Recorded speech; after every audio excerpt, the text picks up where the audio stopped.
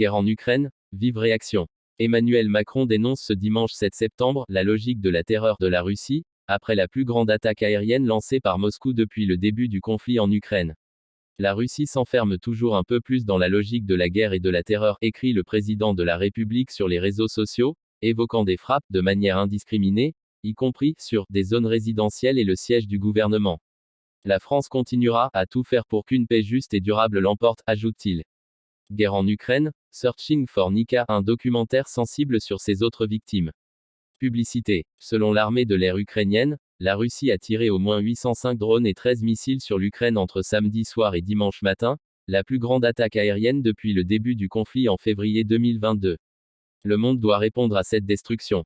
Pour la première fois, le toit et les étages supérieurs du siège du gouvernement ont été endommagés à cause d'une attaque ennemie, a déclaré la première ministre Yulia Sviridenko sur Telegram, postant des images de flammes s'échappant de la façade de l'imposante bâtisse proche de la présidence et du Parlement.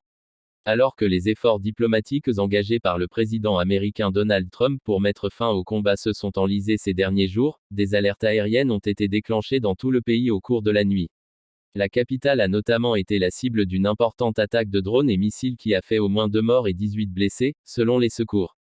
Plusieurs immeubles résidentiels ont également été endommagés par les attaques nocturnes, et une fillette d'1 an fait partie des 2 victimes décédées.